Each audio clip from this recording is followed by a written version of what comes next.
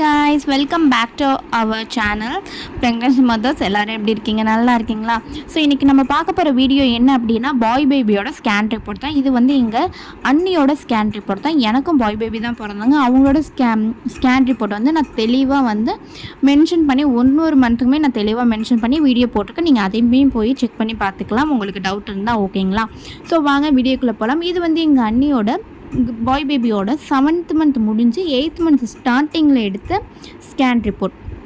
இதில் வந்து என்னென்ன மென்ஷன் பண்ணியிருக்காங்க அப்படிங்கிறத டீட்டெயிலாக நான் தெளிவாக அதில் வந்து மென்ஷன் பண்ணுறேன். டீட்டெயில் ஸ்டெப் பை ஸ்டெப்பாக அதில் வந்து பார்க்கலாம். ஓகேங்களா? இது மாதிரி இருக்கிற சிம்டம்ஸ் வந்து உங்களுக்கு இருந்தால் மேக்ஸிமம் ஒரு 90% 90 to 95% உங்களுக்கு வந்து பாய் பேபியாக தான் இருக்கும்.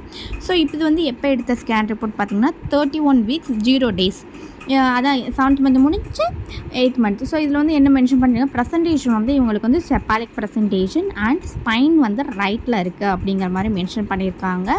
ஃபெடல் மார்பாலஜியில் வந்து அவங்களோட பேபியோட head, spine and umbilical cord, limbs, heart, thorax எல்லாமே வந்து நார்மலாக இருக்குது அப்படிங்கிற மாதிரி மென்ஷன் பண்ணியிருந்தாங்க.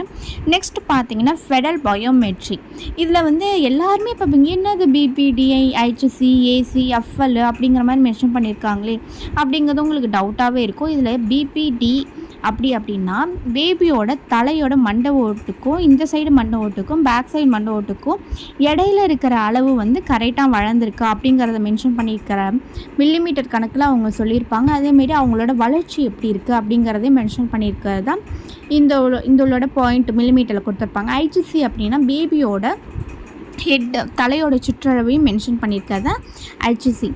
ஏசி அப்படிங்கிறது என்ன அப்படின்னா இடுப்பு சுற்றளவு தான் மென்ஷன் பண்ணியிருக்காங்க. 247 mm 29 weeks 0 daysக்கான அளவு வந்து இடுப்பு சுற்றளவு இருக்குங்கிற மாதிரி மென்ஷன் பண்ணி. எஃப்எல் அப்படின்னா அந்த தொடை நீளத்தை வந்து மென்ஷன் பண்ணியிருக்காங்க. தொடை நீளம் வந்து அதோட எலும்பினோட நீளம் வந்து 60 mm அப்படிங்கிற மாதிரி. இது வந்து எவ்வளோ டேஸ்க்கு வந்து மெச்சூரிட்டியாக இருக்குது அப்படின்னா 31 weeks 2 days அப்படிங்கிற மாதிரி மென்ஷன் பண்ணணும். ஃபெடல் மெச்சூரிட்டி மொத்தம் வந்து ஃபெடல் மெச்சூரிட்டி வந்து பேபியோட மொத்த ஃபெடல் மெச்சூரிட்டி 30 weeksக்கு 3 daysக்கான மெச்சூரிட்டி இருக்குது அப்படிங்கிற மாதிரி மென்ஷன் பண்ணிடுறாங்க. பேபியோட ஃபெடல் வெயிட் என்ன அப்படின்னா 1469 grams வந்து இருக்கிறாங்க அப்படிங்கிற மாதிரி மென்ஷன் பண்ணுறாங்க. ஸோ நெக்ஸ்ட்டு பார்த்தீங்க அப்படின்னா ஃபெடல் டோன் எல்லாமே வந்து குட், எல்லாமே நார்மலாக இருக்குது, நல்லா தான் இருக்குது அப்படிங்கிற மென்ஷன் பண்ணிடுறாங்க. ஃபெடல் ஹார்ட் ரேட் வந்து 145/MT அப்படிங்கிற மாதிரி மினிட்ஸ் தான் கொடுத்துருக்காங்க.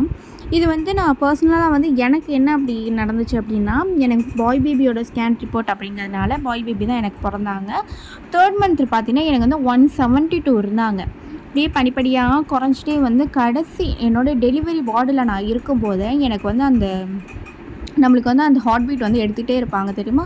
அதில் வந்து எனக்கு என்ன இருந்துச்சு அப்படின்னா 129, 130, 137. ஸோ பிலோ 140க்கு கீழே இருந்தால் பாய் பேபி அப்படிங்கிற மாதிரி நம்மளுக்கு எல்லாமே ஒரு மித்து வந்து எல்லாமே கொடுத்துருப்பாங்க. ஸோ அதே மாதிரி தான் எனக்கு வந்து கண்டிப்பாக இருந்துச்சு. நான் அது வந்து அடித்து சொல்கிறேன். ஏன்னா எனக்கு பர்சனலாக நான் வந்து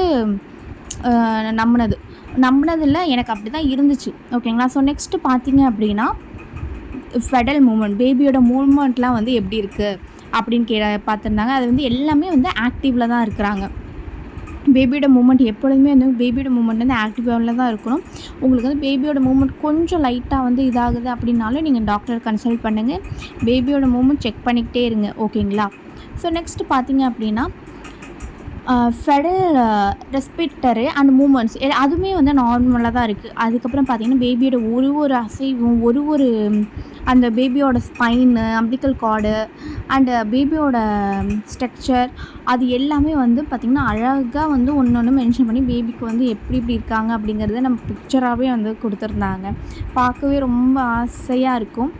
இவங்களுக்கு வந்து இடிடி டேட் வந்து என்றைக்கு கொடுத்தாங்கன்னா 13/6/25 கொடுத்துருந்தாங்க. ஸோ அதுக்கு முன்னாடி ஆனால் பேபி வந்து பிறந்துட்டாங்க. அடுத்தது பார்த்திங்கன்னா அவங்களுக்கு பொசிஷன் ப்ளசண்டா பொசிஷன் வந்து ஃப்ரண்ட் டு ஆன்டீரியர். அடுத்தது பார்த்திங்கன்னா மெச்சூரிட்டி பார்த்திங்கன்னா grade 2 மெச்சூரிட்டியில் தான் இருந்திருக்காங்க. நெக்ஸ்ட்டு இதில் வந்து என்ன டீட்டெயில் வந்து மென்ஷன் பண்ணியிருக்காங்க, இது வந்து ரொம்ப இம்பார்ட்டன்ட் அப்படின்னு சொல்லலாம். ரீனல் பெல்விஸ் ரைட் வந்து 5 mm, லெஃப்ட் வந்து 3. பேபியோட அந்த கிட்னி அந்த யூரின் போகிற ட்ராக்கில் வந்து அடப்பு இருக்குது அப்படிங்கிறது தான் மென்ஷன் பண்ணுறாங்க. ரைட் சைடில் 5 mm, லெஃப்ட் சைடில் வந்து 3 mm. இது வந்து கம்பல்சரி என்னோட ஸ்கேன் ரிப்போர்ட்லுமே இருந்துச்சு. நான் இதை வச்சு தான் எங்கள் அண்ணிக்கே சொன்னேன், அண்ணி உங்களுக்கு கண்டிப்பாக பாய் பேபி தான் பிறக்கும் அப்படின்னு அடித்து சொன்னேன். அதே மாதிரி எங்கள் அண்ணிக்கு பாய் பேபி தான் பிறந்துச்சு.